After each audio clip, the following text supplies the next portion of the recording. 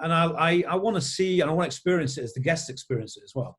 Particularly when you work in safety, it's important to know what you're going to put those guests through. And I'm still a seat of the pants guy. We use accelerometers today, of course, but in the early days, it was all by the seat of your pants. You can feel it. Where do you feel? Where do you get the air time? Where you're getting it in your backside, and you'd feel the track. A coaster is only as good as its track. Believe me.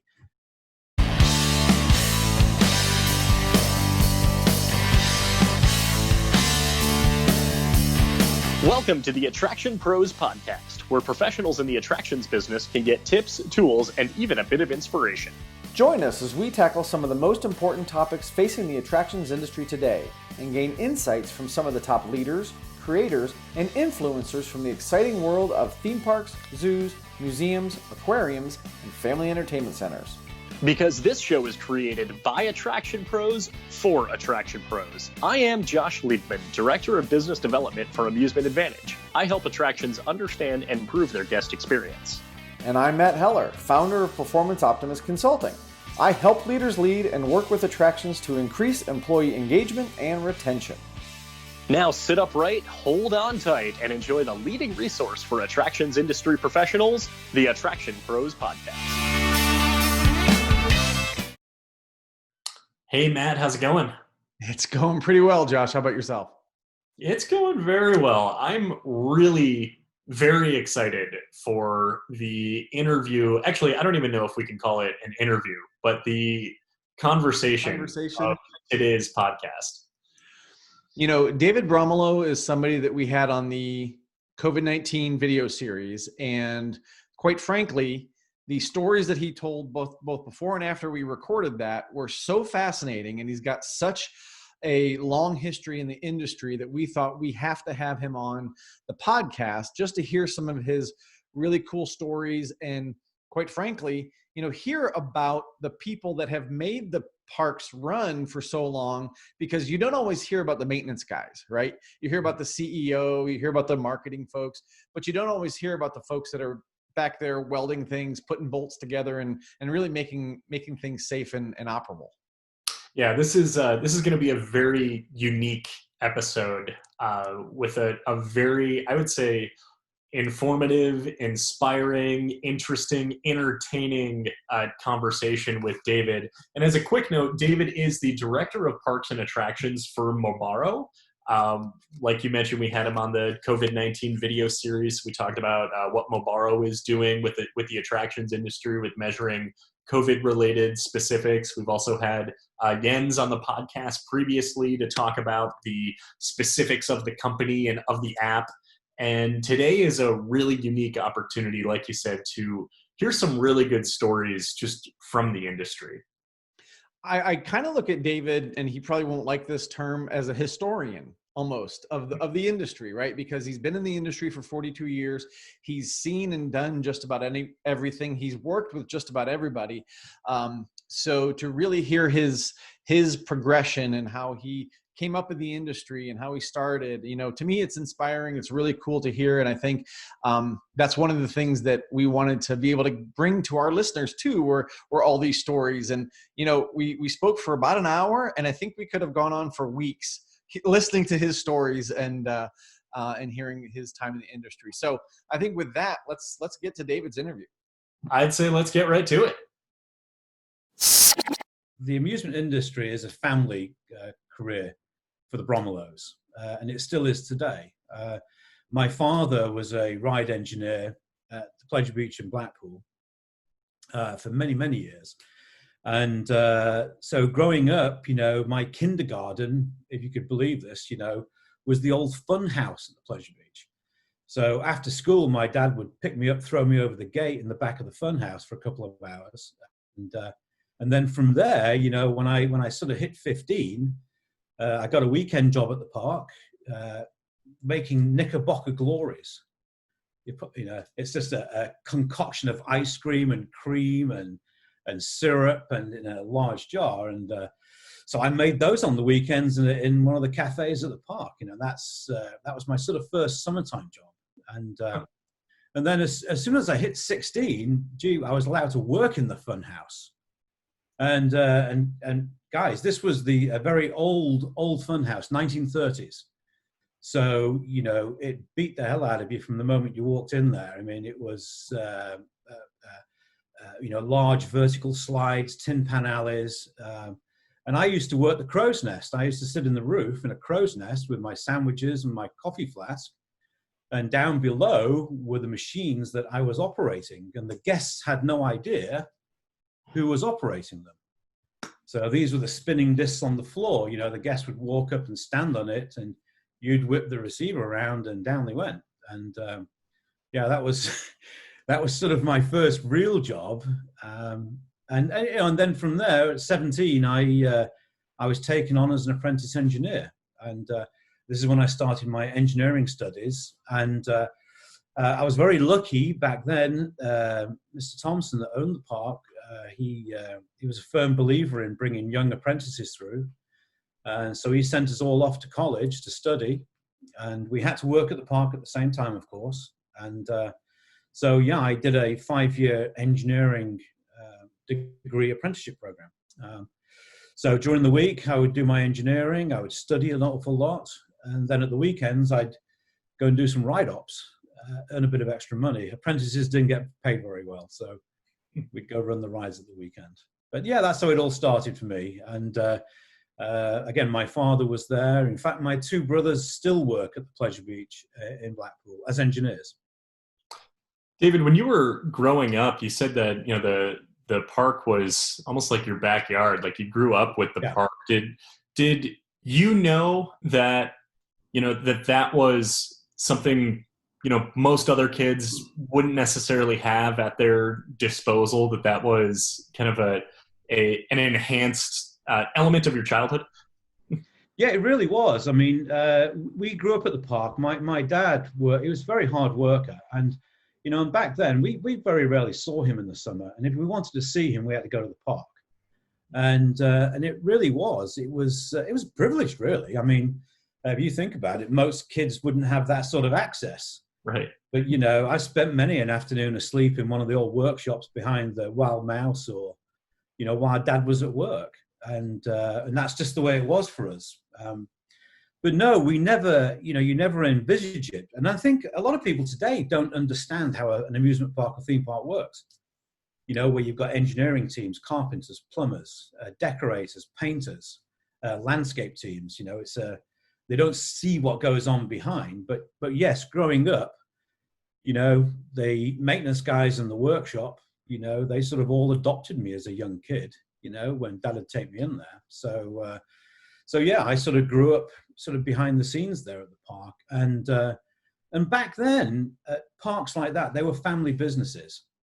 So my family wasn't the only one working there. There was other families, of generations of families working at the park.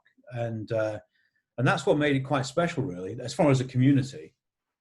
In fact, one of the chaps my father worked with, his son is the engineering foreman at the park today. He's still there. So there's still a degree of that, but not so much anymore. But no, I never thought I would stay in the industry. I wanted to join the Marines, but my dad wasn't too keen. And he said, no, we'll get you on the apprenticeship scheme. And that's what I did. I had no idea what I was getting into. No idea. Yeah. And that was 42 years ago. 42 years ago. 42 years ago strong. Still tinkering, yeah. It's funny because you hear a lot of parents and they're like, no, you're going to go to the military. You're going to get a proper job, right? Yeah. You're not going to be in the amusement park business. So I'm curious, what was it about, the apprenticeship program and being at the park and that kind of work ethic that your dad wanted you to experience as a beginning of your professional life? Yeah, I mean, back then it was, young men went to work, and very few went off to university, not as they do today. It's most folks went into a trade, and back then, the trades were still big. You as a young man, you either join the military, the police, or you get a trade, electrical, plumbing, mechanical, whatever it might be. And So for me, yes, I was. In fact, I did. I went down and, unbeknownst to my father, I took the test for the Marines. In fact, my friend was joining the Navy, and he asked me to tag along on the train ride, and so I did. And he went off and joined the Navy, and I joined the Marines. Well, and I did the assault course there, and he was doing the assault course there. But my father said no. He said, no, you know, we're a good, strong family unit, and I don't want to see you traveling. Well, big mistake, Dad. 5 years later, I'm living in America, and I often used to remind him of that. I say, I spent more time away from home joining this industry than I would have done in the Marines. But thankfully, I took my father's advice, and I got my trade. And I worked hard for 5 years, did my college, got my degree, and I've never looked back. Absolutely never looked back, Matt. David, can you expand a little bit more on, you mentioned the family business and, at Blackpool, that there was your family and there were other families working within the park. Wonder if you can expand on that, because I feel like that's something we don't hear too much of today, or something that doesn't sound too common with our industry. So would love to just hear a little bit more of what that was like. Well, I think, Josh, the core of this industry from many, many years ago they were family businesses. And indeed in the US as well, many of the parks were owned by families. But these are the industry has slowly changed now. Obviously we have the larger groups coming in, the capital investment, and second, third generation, normally third generation, are not willing to sort of take up that mantle, or they don't have that sort of passion that possibly their father or grandfather had. The Pleasure Beach is a fabulous example. It's currently run today by Amanda Thompson, the daughter of Jeffrey, and of course Nick, the son. They're very active in the business. Amanda actually is our current chairman at IAPA. And that park's come down through generations, and it has a very strong family values, and which I enjoy that. Although, in my career, I've worked for the large corporate groups, but I still thoroughly enjoy working with the family businesses. And in the UK, we still have some very strong family businesses, family-owned theme parks. They've not all been taken over yet. Mm-hmm. You still see that a little bit in Europe, although we are seeing more and more of the groups now. But no, growing up, I'd be working on a ride. I might be working with my uncle. I might be working with one of my cousins, when you're a kid. And I don't know, there was something quite special about that, really. And particularly for me, the one, my dad was he was my hero. He always has been, always will be. And, for a young 17-year-old upstart taking on an apprenticeship engineering, my first day at work, I'm building a steeplechase ride from aerodynamics with my dad. How many kids get to do that? This is so cool. This is big Meccano, right? Mm-hmm. And so Dad and I, we built that ride. I got to work with these fantastic guys from the States. Really couldn't hold good beer, and from that ride, we went on and built the launched loop, and again I got to build that with my father. And wow, 17 years old, super. And I think after putting those two rides in, that was it. I was hooked. This was my industry, and I was going to be in it for the long haul. And and it was a privilege. I was very lucky to have done that with my dad. And that's the family. That's that connection, Josh. It's always has been very important for me. And again, my two brothers work there today. They served their apprenticeships also, but they stayed. I sort of became the traveler in the family. I left when I was 21 for a few months, and I actually never went back. So, yeah. So, David, can you kind of walk us through that period where you decided to leave at 21 and start traveling, or kind of what happened at that point with your career? Yeah, well, it was interesting. I got my degree and whatnot, and they put me on this advanced course, which was an absolute nonsense, really. I'm bloody terrible at maths, and I struggled getting my engineering degree done. And I got a phone call off my dad one morning, and he said, "You're going to go see Mr. Thompson tonight, the chap that owns the park, And oh, crikey, what's going on, Dad? He said, well, he wants you to go to America for a few months. He said, are you up for that? And I never finished school that day. I went straight home. And well, actually, we went to the pub first. We actually went to the pub and with some of my friends at college, because it was a college day. And we had one or two beers. And then in the afternoon, I went back. You can imagine me walking into a lecture hall about an hour late for my class. And the professor shouting out, Bromilow, where have you been? And what are you up to? And I was packing my bag, and all my colleagues knew exactly what was happening. And I packed my bag, stood up and walked out, and I turned around. I said, sir, I'm off to America. And I just left. And I never went back. And sure enough, a couple of weeks later, I came to America. And I was just 22 at the time. And Mr. Thompson had a project in America, and he asked me to come over for 3 months. And I, as you know, Matt, I stayed for 17 years. Yeah. I never did go back. And so when it was time for me to go back, Mr. Thompson was very supportive. Not at first, but once we talked about it, he said, David, go and explore your career. America is a great place to learn your craft. And I did. And I stayed in the States for 17 years. So it's absolutely marvelous. Yeah. It's my adopted home, certainly is. So what was the project that you came out for just a few months? Yeah, it was a small park that Mr. Thompson acquired in Myrtle Beach in South Carolina. And it was a park that had been closed for many years. And so he purchased the park, and I came over as part of a very small team.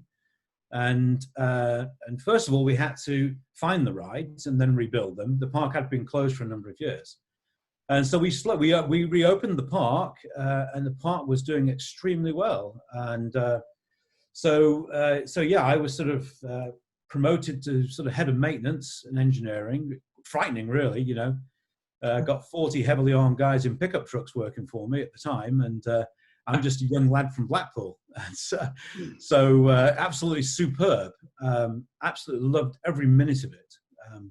It was the making of me in many, many ways. And you just don't get dropped in at the deep end that often, and that young. So I worked at the park for a couple of years, and then I met a fellow called Dick Coulter. And Dick Coulter was an ex-Cedar Point guy.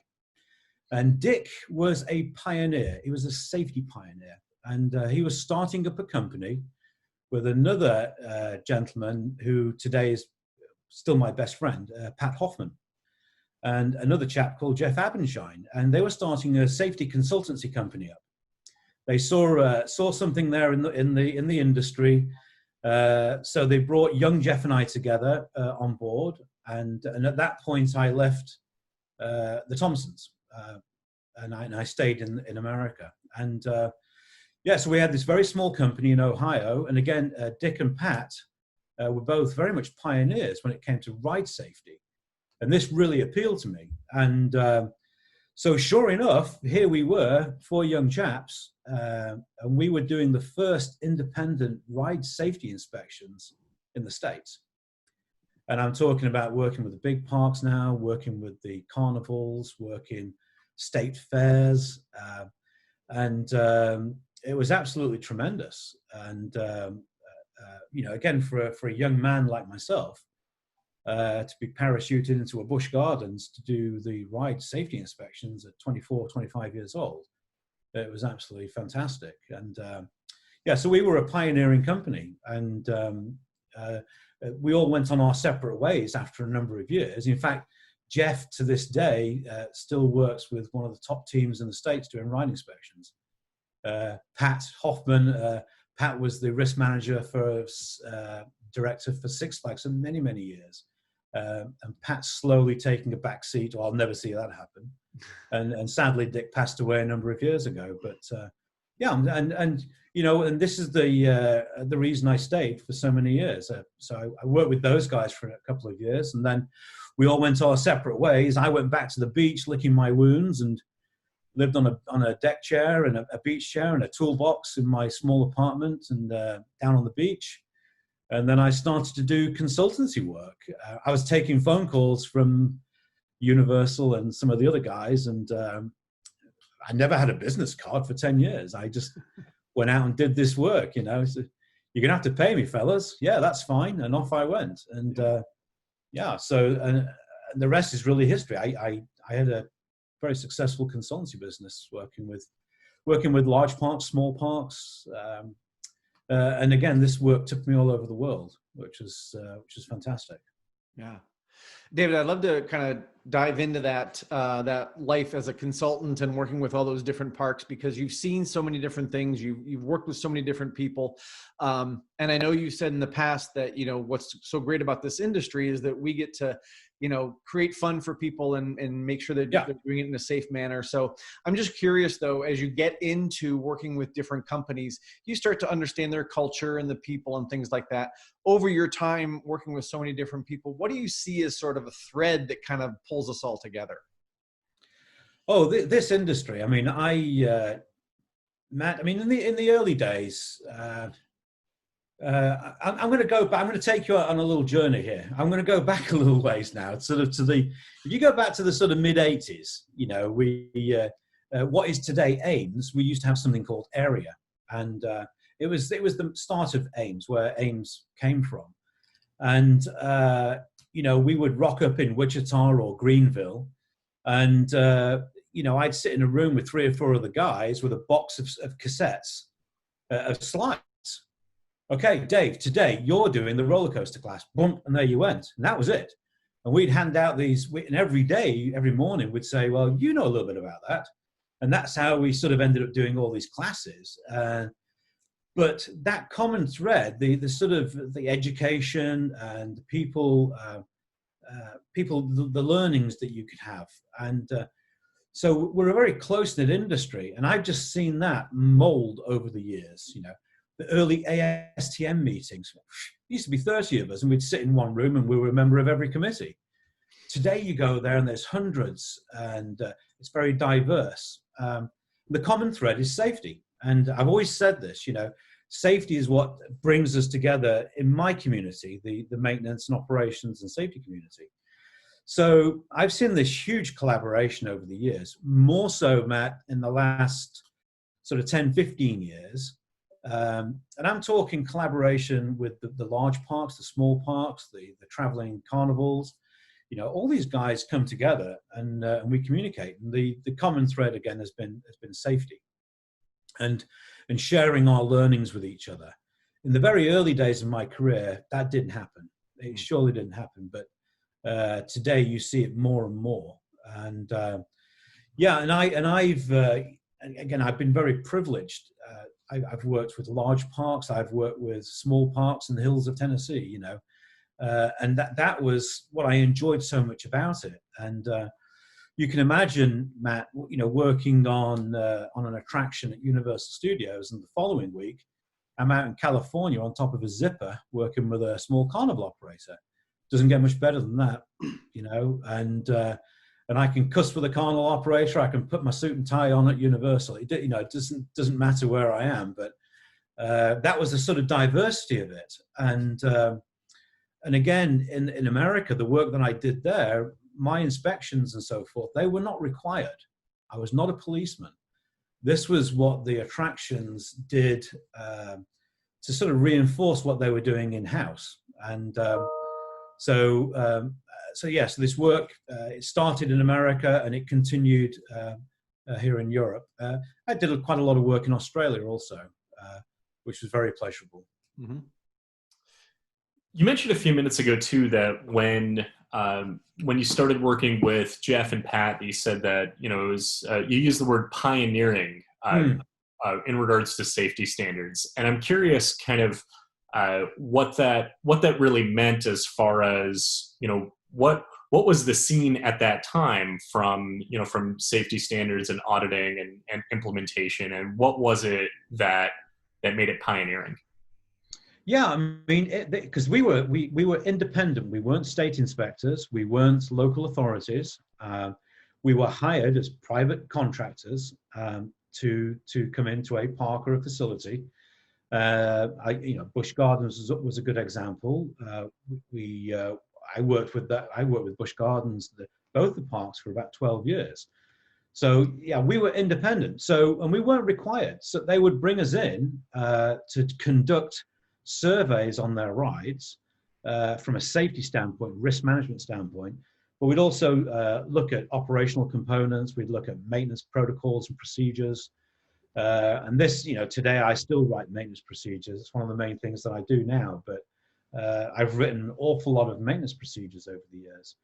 So yeah, we weren't going in there as sort of enforcement officers or state authorities, which you see more and more of now as part of our industry. So no, when people brought us in, oftentimes it was a first. Ray Kammick shows out in California.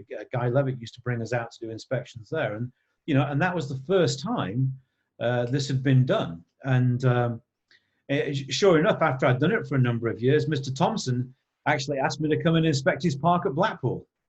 He thought, I got to take a look at this. How do you guys go about this? Because we have our own engineering teams, our own safety teams. So he brought me back to inspect the rides at the Pleasure Beach, which was always interesting, inspecting your father's ride. That didn't go down too well, not the first time anyway. But yeah, so and yes, I always say that we were pioneers. We were the first ones doing photo documented reporting. The client would get a report with all the photographs in there. And back then, that was film camera. You try dropping 40 rolls off at a local camera shop, and sticking and gluing the reports together. So so it was pioneering stuff, and of course it has evolved now from what we did in the early days. It's somebody like in what we were trying to do, pioneers. Oftentimes, you came up with some brick walls as well. I think that's what pioneering work is all about, So, but no, it was very pleasurable, and I was privileged to be a part of those early days, even though we had some rough times as well. But those early days of sort of safety inspections, if you will, it was great to be a part of that. And of course, it's moved on now an awful lot. I mean, the state inspection guys, they're all trained now in our industry. They have designated people that are trained. In fact, that's all they might do in their particular state is look at rides and attractions. And a lot of people now have come from within the industry. They have their own companies. They're doing safety audits and so forth. So it's great to see. But again, back in the early days, with and the good thing, Josh, was if I was to look at one zipper, I was looking at 12. So I was gaining this knowledge, and so what we learned over here, we would certainly share and pass that on. And with the groups, the big park groups, they were looking for a degree of consistency. So they wanted to ensure that the Paramount Park in Virginia was operating the same way as the park out in California as far as the level of standard. So we sort of enabled some of that. Yeah, David, you talk about, kind of this progression, right, of safety and what you did to pioneer that. Can you kind of encapsulate that, like as far as like how long that took? Because we look back and we say, it wasn't like that for a while. And then we say, well, now here's where we are. But sometimes we forget what it took to actually get there. So, kind of thinking through that timeline, you talked about some brick walls. Kind of how long did that take, and what were some of those brick walls that you ran up against? Yeah, I mean, it's and again, it's a common thread. One thing with our industry, and we've always preached in that, safety first. Yeah, and that is not a cliche. Believe me, it's been that way since the day I started in this business. It was the safety of you, your teammates, and of course the guests. So safety was always at the forefront, whatever we did. But over the years, of course, I've certainly seen a transition of safety in the industry, and it's been done by many different ways.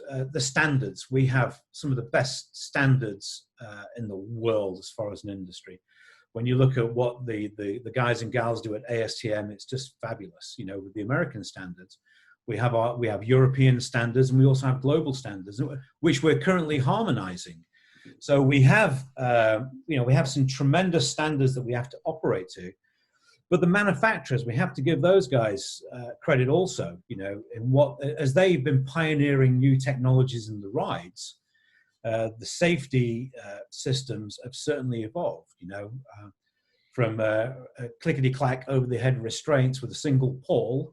Now we would have two, and they're monitored, and there's a hydraulic backup system. So we have a much better understanding of ride safety, ride safety systems. So I've seen a huge change over the years in the technology. I'm not going to name names, but I was at a roller coaster factory as a young man, and they had lines hanging from the ceiling with weights on them, with chalk marks on the floor, and that's how they were bending track. That's how they measured it. Now you go to a state-of-the-art factory today at Vekoma or Mac, it's all laser beams and whatnot. So I have seen that change, and I was thinking about this morning. I remember out at the Arrow factory, Ron Toomer asked me to come out and have a bit of a tinker with one of his new rides he was thinking about, called the Pipeline. And we'd jump in a basket, and a crane would lift us up. We'd climb out, they'd strap us in, and some guy would push us off. And we'd do a few loops and a few laps, and then you'd hit the brake at the other end, and the crane would lift you down again, And that's how it was in the old days. Let's see what it feels like. And the days of sending a coaster out and hoping it came back, it wouldn't stall on its first run. Those days have gone. So the technology has moved on, and the way the rides are designed today, the safety built into those rides and the design review, design risk assessment is just outstanding. So from an operational standpoint, I've seen heaps of change in safety. The attitude's always been there. We've always had the right attitude, but we've evolved it now. And I see that continuously evolving through the standards. And of course, the manufacturing side, as those guys push the boundaries on engineering, height and speed, I remember when a 140-foot coaster at the Vortex at Kings Island, when that was a pioneering bit of kit, Mm-hmm. it was 140 foot, and it was a record breaker. And and now you look at the coasters that we're developing today. And again, I've been very privileged because I've seen that transition. It's like when we used to have a sort of simple loop and a corkscrew, that was pretty gee whiz. Then as you work your way through the years, and we've got the launch coasters coming in now, the multiple loop coasters, the way we strap you in, stand you up. There's been many, many changes, and it's been fantastic to work on all those. And I think I mentioned to you last time, I've been quite privileged. I've worked on a ride that's 116 years old as well, as a young man, and I've got to work on brand new rides. So it's, and we still have some of these older attractions, of course, still operating today. But safety is what's kept it all together. Safety has evolved from operational standpoint in the way we train our operators, the way we train our engineers now, the equipment they're using for testing, for inspection. It's all evolved. I have photographs of myself hanging off rides using a waist belt. Now, what on earth? That was my safety as I was climbing over the Loch Ness Monster.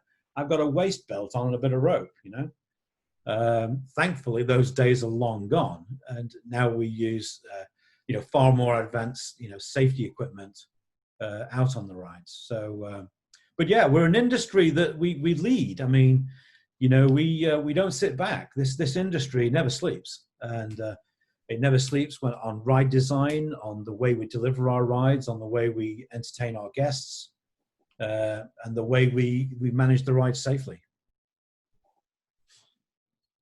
So I'm curious then, you mentioned a number of different types of ride designs, and I'm kind of wearing my enthusiast hat on for a second here, and curious, do you ride rides too? And what's your favorite, from the consumer standpoint?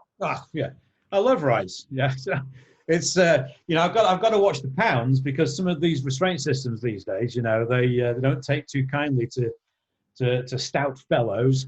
But no, I absolutely still do ride rides, and always have ridden rides, and I still get a huge kick out of it. Not a huge fan of the circulars, but I'm a big fan of the coasters. Yeah, in fact, I made a colleague of mine stand in line at Cedar Point last summer. We didn't really have to stand in line, but I wanted him to experience it. To stand in an American queue line for an hour is absolute riot. And this was for Steel Vengeance. Oh, yeah, that was what a ride. And I'm a purist. I like wood coasters. So I wasn't really. I thought, well, the jury's out on this one. It's got a bit of iron attached to it. And what a ride. Wow. yeah. Absolutely fantastic. But in the same year, I was doing some work at Sesame, and I got to ride their little taxi coaster. And what an absolutely brilliant wood coaster. And now that's one of the hybrids as well. A steel structure, wooden track. And the Wacky Taxi. And I tell you what, I've never laughed or smiled so much in years. And that's a children's coaster. Absolutely wonderful. Yeah. But no, it's no. I'll still jump in a line, and I'll still catch a ride when I can. It's what we do, It's and I want to see, and I want to experience it as the guests experience it as well. Particularly when you work in safety, it's important to know what you're going to put those guests through. And I'm still a seat of the pants guy. We use accelerometers today, of course, but in the early days, it was all by the seat of your pants. You can feel it. Where do you feel? Where do you get the air time? Where you're getting it in your backside, and you'd feel the track. A coaster is only as good as its track. Believe me. And so it's no. I still get a great pleasure in riding the rides. Yeah. Yeah. David, this is kind of an odd question, but kind of also from an enthusiast standpoint. Is it possible to over-engineer a ride so that it almost isn't as fun from the seat of the pants standard as you would think? Oh, some of these coasters are far too smooth. I still like a good flat turn, but if you look at the old wood coasters, there was no real banking on those. There were flat corners, and they chunted around the corner, and all your fillings got jarred out and loose, and that was part of it. It was the giggle factor, Yeah. But they went at relatively slow speeds, and to achieve those speeds, you've got to have the smoothness, and you get the banking in there so you don't bleed off and lose speed.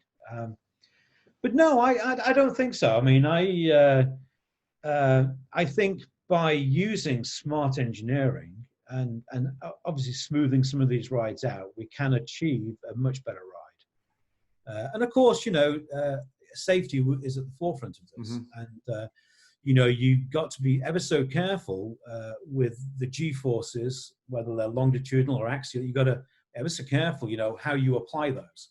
And you have to be very nice when you apply them. Today, but more so today than many years ago. It's and again, I use coasters as an example. They're far smoother today, including the braking systems, of course. But I think our guests have become a little bit more delicate as well. A little bump and bruising back 20, 30 years ago was slightly different than today. Yeah. So So I think I think it's a good thing. That we have smoothed some of these things out. But, if you look at some of the rough and tumble rides, we mentioned the fun house at the beginning of the conversation. When you used to walk in there was a pair of wooden barrels that used to do this, and you had to walk through, and they'd bang your nose over and bust your lip. And that was all part of it. You were in a fun house, rough and tumble. Mm-hmm. You skin your knee, on the slides, and you get the old friction burns and things like that. But no, that's long gone now. I mean, those sort of types of attractions have all been pretty much phased out now. It's sad, but it's a good thing. It's a good thing as well. Yeah. What we do now, we provide thrills in a much better way. Through speed and inversions and disorientation, theming. Theming is a huge thing these days, where you become part of a story on a ride. You look at what Universal does and Disney and those guys. They take you into these stories. I mean, and we used to blow things up at Universal Studios where you could use enough gas to heat a small city. So that immersion aspect of it is that's the way we've gone now. And I applaud the manufacturers. They're continually, pushing and pushing, and because of these large park groups and the very clever people they have working for them as well. They're applying those ideas to the manufacturing process. So it's not just a ride and the theme; they are now combined, and where the ride becomes part of the theming. And so that's very exciting. I mean, I think it's very exciting times for our industry. I thought the 90s were very exciting when we started to go above 130 feet. But now when we look at the other delivery systems that we have, it's extremely exciting. So looking at this kind of, we talked about the enthusiast and kind of the ridership point of view, but then kind of marrying that in with your experience from the maintenance and the safety audits and looking at those two together, does it take away the magic in any way when, let's say, you are visiting a park as a guest and kind of having, I would say, almost this X-ray vision that most guests or even a lot of other people in the industry don't necessarily have, and being able to know, all right, I know what's going on behind the facade. Does that take away from your experience as a guest, or does it actually enhance it in any way? No, my kids will not go to a park with me. It's an absolute nightmare. I'll be walking through a park and I'll pick trash up, and it drives my wife's nuts, So, yeah, it is. Come on, it's a different experience. This is, when I look at a coaster, I'm looking at the engineering. I'm looking at, and come on, you need to, let's go. And I'm not very good in lines either. So we're quite lucky. We oftentimes get to bypass lines. So, but no, it does. It changes the experience. I'm looking at different things, and I'm not looking to criticize by any means, but I enjoy the engineering. If that makes any sense. And there's learnings. There's always learnings. I'll see something on a ride and say, "Wow, that's a pretty good idea. I've not seen that before." And then, of course, you apply that, further down the line and where you go. And I think this is one of the successes of when I was a consultant is that, you guys might have your own park, and that's where you work, whereas I get to visit 40 parks during the year. So, I get to pick up these good ideas, and I'll come back and say, "Hey, Matt, why'd you step over the log?" "Well, I've always stepped over the log." "Oh, how about moving it?" "Oh, I never thought of that." Yeah. Right. So, and believe me, it sounds very simple, but you pick up these good ideas, and all of a sudden you become very clever, and you can share these ideas, and they're somebody else's; they're not mine. It's just what you observe, and so yeah. As my two daughters grew up, they started to refuse to visit parks with me. They'd rather go on there. "Just get us the tickets, Dad," and so, or drop us off, So, but because of course, my family didn't go into, my girls didn't go into the industry, but I am quite blessed because my wife has a great understanding in the industry because she came from the industry. She was in the entertainment side, so. She's very understanding. But no, in England, we have a term, it's called a busman's holiday. Going to a theme park, that's what I do for a living, and that's where you go for your pleasure as well. But it's just not quite the same. No. But enjoying the rides, absolutely. Yeah. David, it's funny. I was just thinking about that term busman's holiday because every year, two buddies and I, and actually this year we've canceled it, unfortunately, but we'll take a busman's holiday and we'll take a week and go to as many theme parks as we can. And we just nerd out on everything, right? We're standing in line, we're watching the rides and, that kind of thing. So absolutely we do that. We're picking up trash and the whole 9 yards. So I definitely hear where you're coming from with that. So, but yeah, that's right. And we're a relatively close community. I mean, and I'm talking the global park community. We're a very close-knit group. And again, I've just seen that come together, which has just been marvelous over the years. And as we're going through this very difficult period now, you know, with the park closures and parks reopening now, which is great. Wow, it's really brought us together as a community, and where we're all working together and all pulling together, and we're helping the little guy out. If he might not have the resources, well, we're going to help him out. And but yeah, that you're right. Busman's holiday. Yeah, yeah, yeah. Visiting parks. Yeah, and you do forget. You know, you'll see a bit of trash, and of course, being raised in the parks, you know, you always pick the trash up, and I'll bend down and Linda will, what are you doing? I said, oh, you know, it's not your park, you know. Yeah. I remember one time I was with some friends that I wasn't usually at parks with. We'd all gone out to California for some stuff, and we just happened to go to Disneyland one day, and there was these kids running in the park, and just naturally I said, walk please, you know.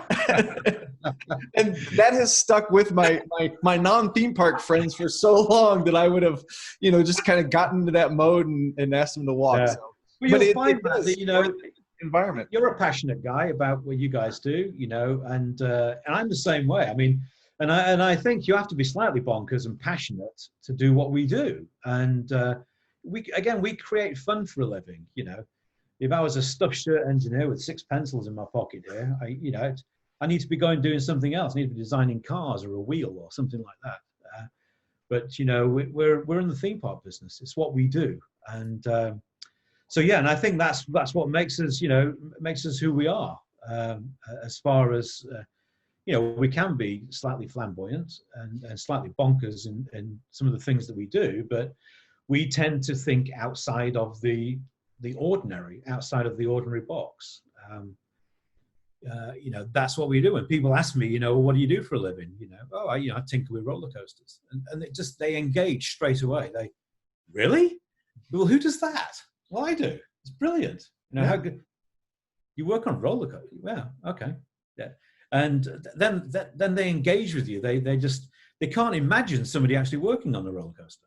So what's that all about? You know, and when you explain what goes on behind the industry, they're absolutely amazed. You know, absolutely amazed, because it is a huge industry. Mm-hmm. And you know, it's funny that you say that, and you said that earlier on when we first started. As far as, you know, the majority of people don't know what goes on behind the scenes, or you know, what goes on to make the industry run. And I've always seen that as the more people think that there's nothing to it, it means that the harder the work was behind the scenes to make it look that way. Like you just walked in and you flipped on a switch and you know, the flowers were blooming and the rides were running and the corn dogs are frying and, you know, and all that. Have you seen it that way too? That, you know, yeah, well, I mean, again, we're illusionists, aren't we? You know, we're all illusionists. So when a guest crosses that threshold, you know, they paid their $30 or $50 or some cases $100, but you know, when they cross that threshold and they enter into your park, you don't want them thinking about things like that. You know, you want to hit their senses with smell, the food, and the sounds, you know, of laughter. You know, so you want to take them out of their everyday sort of world, and that's what we create. That's what we give people, a place to come and relax, have some fun, and you know, create memories with their families. And yeah, so I don't think they're going to think about it. It was like my father. You know, my father was a mining engineer, so he was quite poorly. He needed an engineering job outdoors, and he used to go down to Blackpool, and he stood there one day and he said, well, the gravity's bringing it back, but somewhere there's a motor getting it up there. And I work on motors. So he went and got a job. But yeah, I mean, people don't think of the engineering, and you know, you think about it. It's like when I used to talk to a lot of young people at schools and colleges about the theme park industry to get them excited about it. So you want to be an accountant, theme park industry, brilliant. So you want to work in marketing, theme park industry, brilliant. Engineering, carpentry, you name it, and we cover all that. And so it's a very exciting place to work. Of course, you know, it's not like being stuck in an office in a high rise in the middle of a town. You know, our offices are the parks themselves, and So yeah, it's I've always done this in my career as well. Is encourage younger people to engage with our industry. That we need them. Guys like myself. We're the old guys. We're phasing out now. We've got to get young, enthusiastic people into our industry. And but yeah, you'd be surprised. I mean, their eyes are this big when you explain to them that you've got an accounts department. Or you might have a specialist machinist area in the engineering department or a drawing office. People just don't see that as far as what we do as an industry. Yeah, you're right. They think you just throw a switch, put on a uniform, and press the big green button, and off you go and have some fun. Yeah. They have no idea there's 300 people behind making that happen. Right. Yeah. So what advice do you give for people who are just starting their career, for what you recommend as far as just the best way to get kicked off within the industry? Yeah, and again, this is if you ever get the opportunity to visit one of the ASTM F24 meetings, and you'll see all the young engineering students come into those meetings. To learn about our industry, and these guys are studying engineering at Penn State or wherever it might be, and they come to those meetings, and the enthusiasm, it just really, I find it fantastic. They actually get me very excited about it, and so I over the years I have mentored several young students coming up that want to engage with the industry, but of course it's. If you're not from it or within it, it's very difficult to have the knowledge of it. So it's always important, if you can, to find yourself a mentor or somebody that's working within the industry to give that introduction. But amusement parks of every size and category are all over the world now. It is a growing industry, and I think it's very, very important that we engage and get more people interested in it as a full-time career. People think of theme parks, it's a place to go to work for 100 days, maybe meet a new girlfriend, and have a good time for the summer. It's actually a job, and oftentimes I think, Matt, you've worked a lot in training of operations teams, and that first couple of weeks, those kids realize it actually is work. It's not just having a bit of fun. Right. So, but no, I think it's marvelous that we have young people coming through. I'd like to see more. I really would like to see more. Mm-hmm. Well, and I think your point about all the different disciplines that are included in the theme park world, accounting and marketing and engineering and operations and guest service, it is like a small city, right? Yes. The amount of trades that are represented. So, I think that's one thing that we could probably do even better as an industry, is reaching out, not just to, engineering obviously is a big one because we need people to build and maintain their rides, but, looking at accounting, schools or, marketing schools and that kind of thing, and reaching out beyond kind of the normal places that we might look for people to be part of the industry. I think that's an excellent point. Yeah, very well said, Matt. I think you're right. And, I think organizations like IAPA, they do have these sort of outreach programs now and alliances with universities and colleges. In hospitality in Orlando, they participate in that. And, but yeah, maybe we should, we should go out a little bit more, looking at again, outside of engineering. Engineering seems to happen naturally. I think, a young engineer is going to think about a roller coaster and how was it designed and so forth. So we don't have a problem really with young engineers coming on, but maybe some of the other areas to make people think about our industry. Mm-hmm. Yeah. Sure. Yeah. Well, David, this has been a really interesting conversation. I feel like we could talk for several more hours before running out of things to. I usually do, so you better stop me, right? Love it. And so, out of respect for your time and for our audience as well, if people wanted to learn more about you, or if they wanted to say hi on social media, or get a hold of you directly, where would you send them?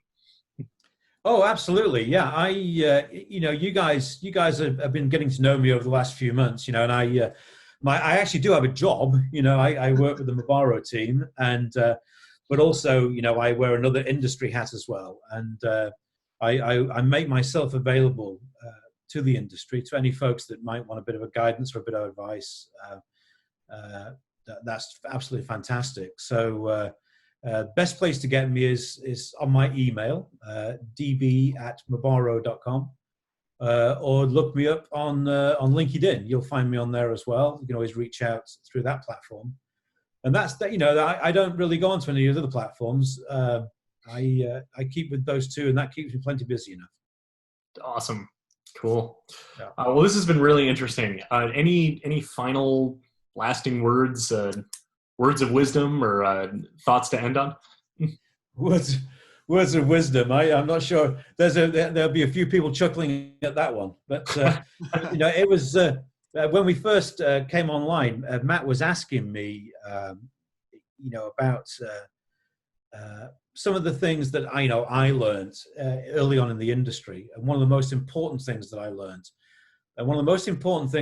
chaps, was respect.